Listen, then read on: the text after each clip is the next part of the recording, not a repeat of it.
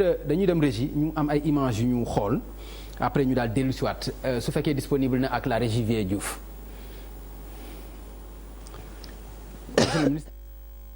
L'opposition sénégalaise, encore des gaz lacrymogènes aspergés à ses leaders. Malgré la résistance, certains d'entre eux finissent par abdiquer. On nous torture, on nous blesse, on nous frappe. Nous sommes dans quel pays? Nous sommes dans quel pays? Est-ce que vous pensez que ça peut continuer? Les Sénégalais, nous sommes libres. Nous sommes nés libres. Nous ne pouvons pas permettre à qui que ce soit. Écoutez, je viendrai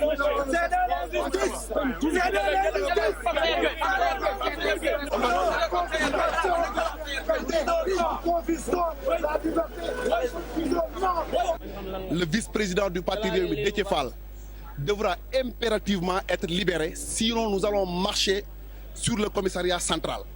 Je lance une alerte maximale à Macky Sall puisqu'il est en train de dépasser les bornes. Non, je termine mon point de presse. Déthié Fall et Mamadou Diop Decroix n'ont même pas eu le temps de piper mot. ñoo dem ci place bi pour dem intérieur fi nga xamee ni fa la marche.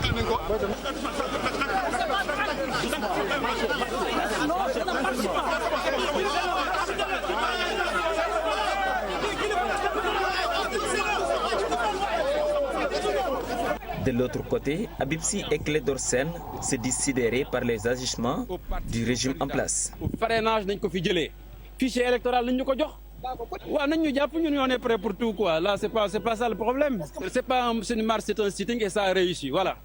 Nous vivons une fraude préélectorale. La fraude s'est faite en amont parce que le ministre de l'Intérieur a retenu les cartes d'identité des primo-inscrits parce que c'est en majorité des jeunes dont ils ne sont pas sûrs qu'ils voteront pour eux.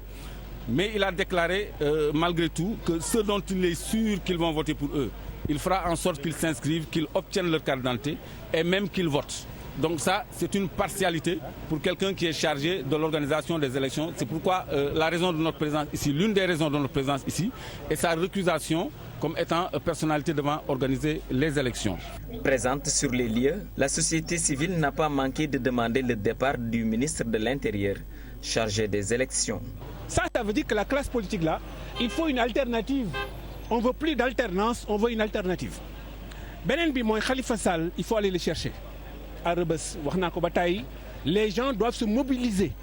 Karim Wade, faut qu'il arrête les WhatsApp, qu'il prenne l'avion, qu'il vienne à Dakar. S'il est emprisonné, on va aller le chercher. Aujourd'hui, il faut replâtrer les institutions. Ça veut dire que nous avons besoin d'une alternative qui ne soit ni l'opposition ni le pouvoir, puisqu'ils ont les mêmes dicos.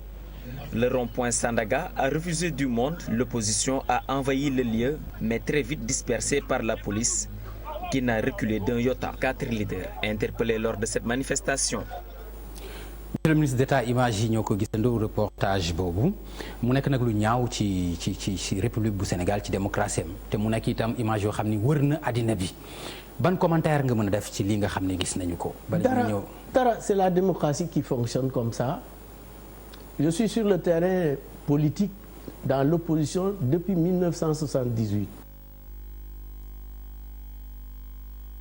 Les pays du monde démocratique, la France en particulier, vous avez des violations beaucoup plus ardues que ce qui est regardé ici. Kon violation la. Non, mais c'est-à-dire que violation, nga wax ne violation, violence. Maanaam violence verbale d'abord. ñii fi jël kaddu yépp seen façon waxin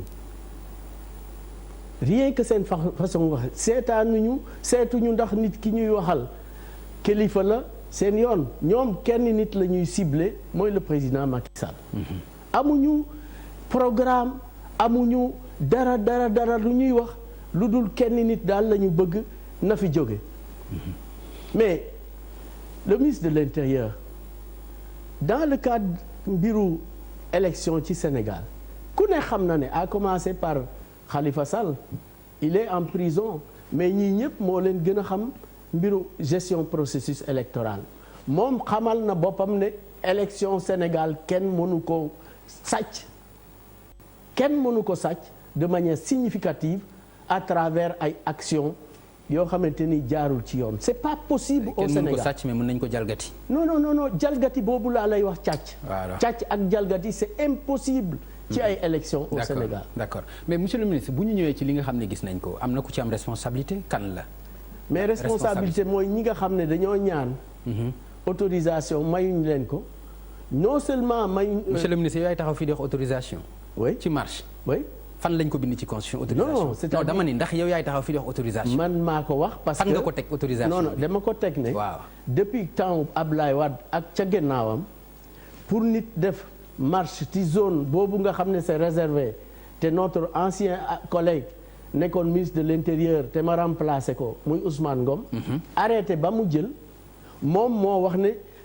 monsieur le ministre arrêté boobu yow yaa koy tudd fii aussi ah. oui maa koy tudd. monsieur le ministre man nag loolu jaar arrêté boobu da ngeen ko xeex. non bi ko Ousmane Ngom tegee mais loolu moo rey ay nit yu bëri. ngeen forcé barrage yi ne da ngeen fay dem. parce que teguñu ko fenn. dama lay wax leen na. waaw gis nga am réew. waaw exécutif. moo am responsabilité jàmmu réew ma. exécutif moom mooy jël ay décisions. la décision là pour ne surface bi kenn amul droit di fi def ay manifestations politiques. waaw mais attends mais monsieur le ministre d'État man da nga may jaaxal parce que mënu li nga xam ne da nga ko bañ démb tey nga koy bëgg a nangu arrêté Ousmane Ngom mënuma d'accord tey nga bëgg ko. mais man bu ma ko bañoon kenn mësut a gis le président Macky Sall APR yaakaar di def ay manifestations devant la présidence encore moins devant.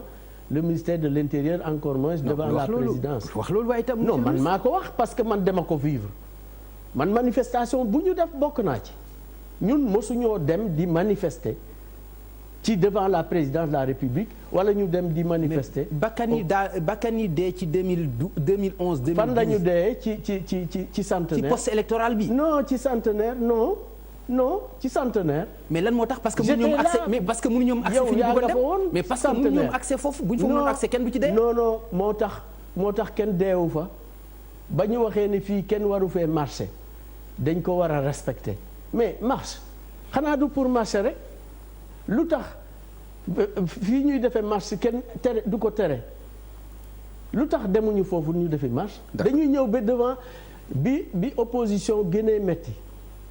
bi mu gënee métti maître Abdoulaye Wade Bathily Dansokho et tous les grands de ce pays là ñun ba ñuy bëggee def marche na dañuy ñëw devant le ministère de l'Intérieur bañ ñu ko teree dañu dem Sandaga ñu taxaw fa délégué ñetti nit ñu dem daje ak Djibolaytika yàlla na ko yàlla ministre de l'Intérieur ci buntu ministère de l'Intérieur ñu jox ko bataaxal bi ñu yoroon. mais on n'avait pas forcé. on a respecté normes yi nga xam parce que dañ leen may fu ngeen taxawee ba mën a tànn ñetti nit. non loolu dañ leen ko may. non c'est-à-dire que mais ñii dañ leen ko mayul. non du noonu c'est-à-dire que bu dee da ngay jaay doole jàkkaarloo ak ay policiers ñuy def seen liggéey xam nga jàkkaarloo gu ñu ni avec président de la République encore moins avec le ministre de l'Intérieur jàkkaarloo wuñ ci ak kenn. si ñoom lañ jàkkaarloo. non c'est-à-dire que. ñoom lañ jàkkaarlool. non Pape Ngagne. indirectement ñoom lañ jàkkaarlool te yow xam nga ni ñoom lañ jàkkaarlool. xam nga ne le pouvoir moom.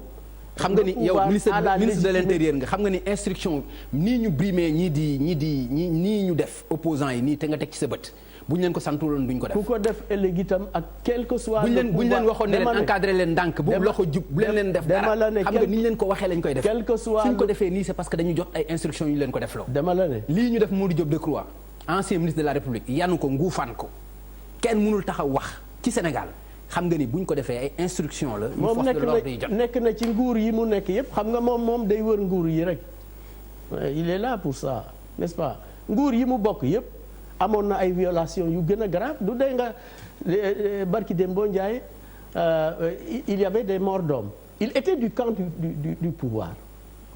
donc liñ ko def moom fekkee woon na donc. ca ba ñuy joxe ay ordre bu dee noonu la. ñu def ko ay nit. d'accord léegi